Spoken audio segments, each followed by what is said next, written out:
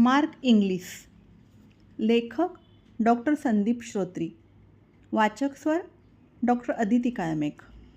स्वप्नपूर्ती. 14 मे 2006ची मध्यरात्र.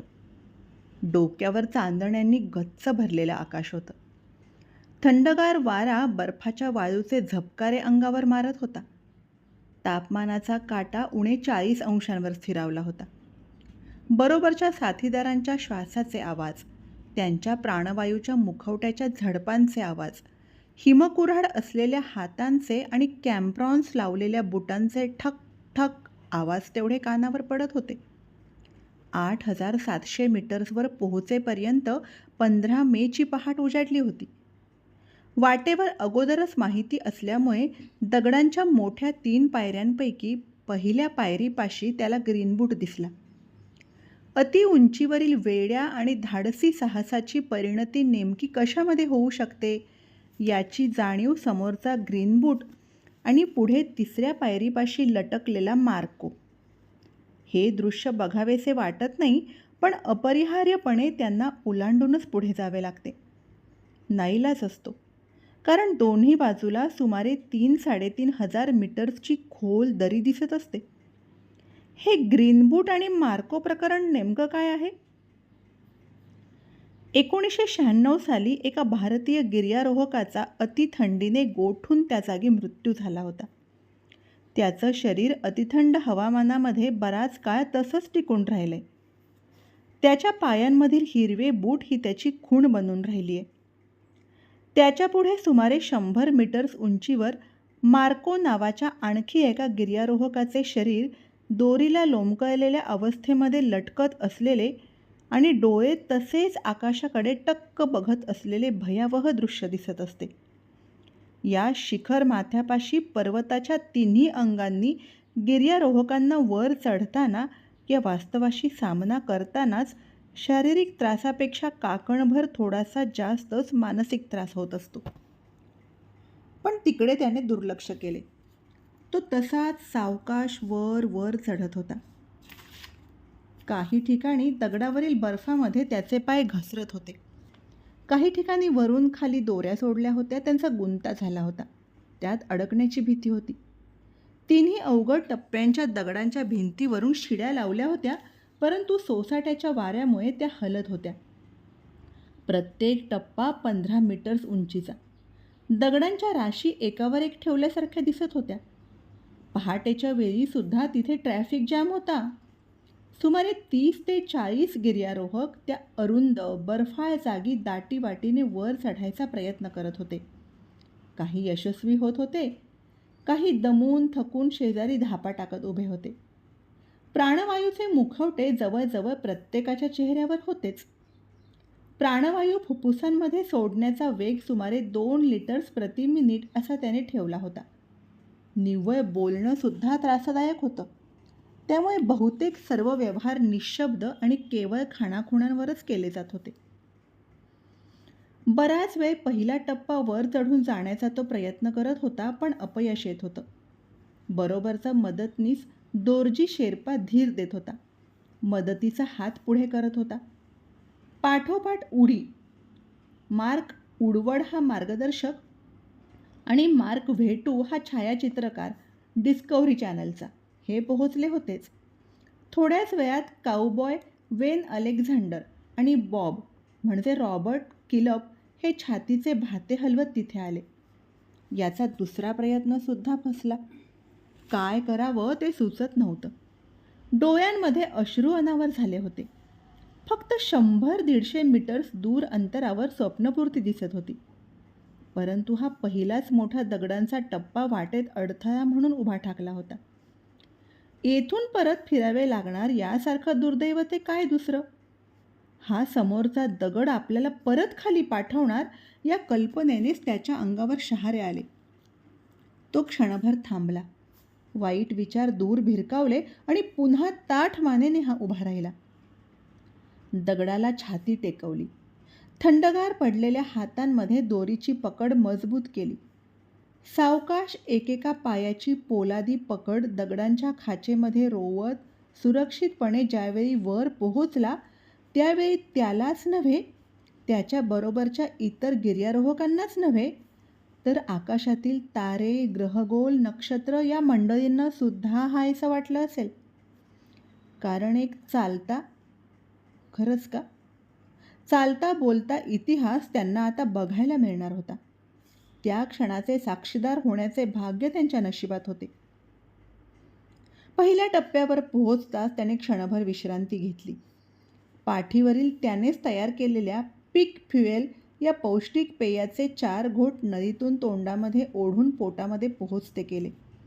हाताची बोटं थंडगार पडली होती, आता तर ती ताठ होऊ लागली होती. त्याचा मदतनीस दोरजी शेर्पा, "थांबू नकोस, उठ, चालायला लाग," असं सांगत होता. पुढचे दोन्ही टप्पे त्याने पहिल्यापेक्षा वेगात पार केले. मागील ट्रॅफिक जाम आता थोडा कमी झाला होता. तिसऱ्या टप्प्यापाशी अपेक्षेप्रमाणेच त्याला मार्को दिसला होता.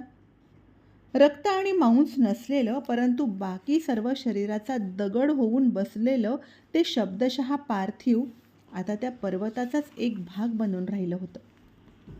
समोर शिखर अगदी नजरेच्या टप्प्यामध्ये आलेलं दिसत होतं. समुद्र सपाटीला हे 50 मीटर्सचं अंतर एखाद्या कसलेल्या धावपटूने अगदी सहज 5 ते 7 सेकंदांमध्ये पार केलं असतं, परंतु येथे मात्र त्याला खात्री होती की समोरील शिखरधार आपला कमीत कमी अर्धा तास नक्कीच घेणार आहे. शिखरावर पोहोचलेले सुदैवी भाग्यवंत आता दिसू लागले होते. फारसा चढ नव्हता, परंतु बर्फामध्ये पाय मात्र गुडघ्यापर्यंत रुतत होता. बर्फातील मागील पाय बाहेर काढून पुढे टाकण्यामध्ये मोठे कष्ट पडत होते. समोरील बर्फाच्या धारेवर अगोदर गेलेल्या गिर्यारोहकांच्या पायांमुळे मोठे मोठे खड्डे तयार झाले होते. शेवटी त्याने दोरीला धरून प्रथम आपले दोन्ही पाय गुडघ्यांपासून वेगळे केले. दोन्ही हात आणि गुडघे अशा 4 पायांवर कसरत करत जाण्याचं ठरवलं. खरोखरच ती गमतीची कृती नव्हती, तर निव्वळ अपरिहार्यता, शारीरिक दुर्बलता त्यामध्ये होती. आयुष्यातील मोठी कष्टप्रद अशी चाल होती ती. प्रत्येक पाऊल हे 1-1 मिनिट लावत होतं. अगदी युगासारखं मोठं वाटत होतं. आयुष्यात कधीच विसरता येणार नाही अशी ती 20 मिनिटं होती. अति उंचीवरील विरळ हवेमुळे डोकंसुद्धा जड झालं होतं. नाकपुड्या विस्तारल्या होत्या. छाती फुटेल की काय असं वाटत होतं. हातांच्या बोटांमधून असह्य वेदना सुरू झाल्या होत्या आणि गुडघ्यांच्या संवेदनाच नष्ट झाल्या होत्या. हळूहळू पुढे जाताना एका क्षणी पुढचे दोन्ही हात वर पडायच्या ऐवजी थोडेसे खाली गेले. चमकून त्याने वर बघितलं. आजूबाजूला मान फिरवली. अंगातून आनंदाची एक लहर गेली. तो मनोमन समजला. त्याने ओळखलं, तो जगाच्या सर्वोच्च शिखरावर उभा होता. लहानपणापासूनच त्याचा हिरो असणाऱ्या सर एडमंड हिलरी आणि तेनसिंग यांच्या पावलावर पाऊल टाकत तो प्रचंड कष्टाने, त्याहीपेक्षा अतिप्रचंड जिद्दीने आणि निश्चयाने तिथे उभा होता. सोबतचे सारे सोबती एकमेकांचे कडकडून मिठी मारून स्वागत करत होते. अभिनंदनाचे हात हातात घेत होते. पण याचे अभिनंदन करण्यासाठी हे तर सारे होतेच, परंतु स्वतः ती मातृदेवता चोमोलुंगुमा उर्फ माउंट एव्हरेस्टसुद्धा गहिवरून गेली होती. तिने अनेकांना आपल्या अंगाखांद्यावरून खेळायला, डोक्यावर उभं राहायला आजपर्यंत परवानगी दिली होती, परंतु ही वेळ मात्र वेगळीच होती. हे तिचं बाळ आगळं वेगळं होतं.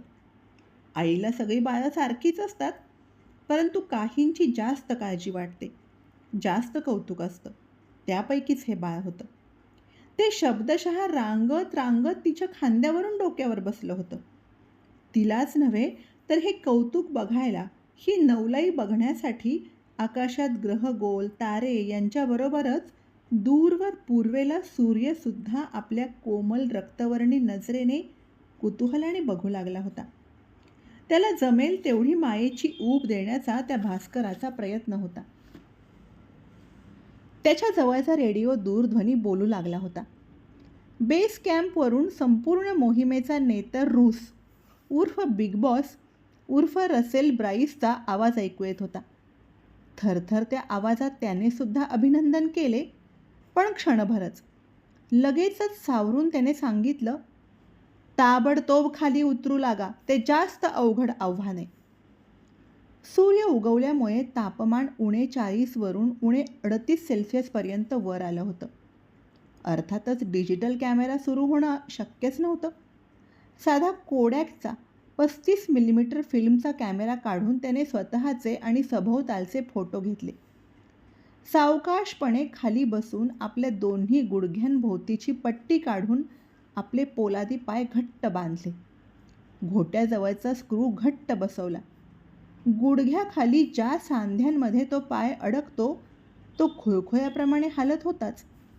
त्याच्या तीव्र वेदना त्या गुडघ्याच्या खाली असणाऱ्या कातडीला जाणवत होत्या. तिथे अतिथंडीमुळे सूजही आली होती आणि ती जागासुद्धा काळी पडू लागली होती. त्याच्या नजरेसमोर पुढचा भविष्यकाळ स्पष्ट दिसू लागला होता. ते रुग्णालयातील दिवस, त्या शस्त्रक्रिया बरोबर 24 वर्षांपूर्वी सुद्धा त्याने अनुभवल्या होत्या.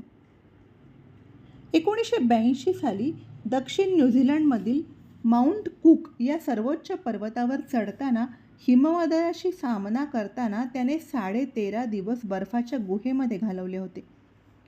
त्याचा शोध घेणारं हेलिकॉप्टरसुद्धा अपघातग्रस्त झालं होतं. हा आणि त्याचा मित्र फिलिप्स दोघे केवळ नशिबामुळेच त्यावेळी वाचले. पण दोघांचेही दोन्ही पाय गुडघ्याखाली कापावे लागले होते. बर्फाळ पर्वताच्या अंगाखांद्यावर खेळणाऱ्या त्याला हा जबरदस्त दणका होता. तो पुरता खचला होता. वय होतं अवघं 23 वर्ष. पण काही काळातच पुन्हा सावरला. हळूहळू चाकांच्या गाडीवरून हिंडू फिरू लागला. वैद्यकीय महाविद्यालयातून जीवरसायनशास्त्राची पदवी त्याने संपादन केली. रक्ताच्या कर्करोगासंबंधी मोलाचं संशोधन केलं. कृत्रिम पायांवर चालण्याचे प्रयोग सुरू झाले. प्रयत्ने वाळूचे कणरगडिता या न्यायाने प्रचंड जिद्दीने त्याने कोणतीही काठी किंवा वॉकर न घेता केवळ 2 कृत्रिम पायांच्या मदतीने व्यवस्थितरित्या चालता येतं हे जगाला दाखवून दिलं. पण केवळ चालण्यावरच थांबणारा हा नव्हता. हळूहळू सायकल चालवू लागला. अगोदरच न्यूझीलंडमध्ये सायकलिंग हे प्रतिष्ठेचं समजलं जातं. सायकलिंगच्या बऱ्याच स्पर्धा तिथं भरतात. या पठ्ठ्यानं तिथं भाग घेतला.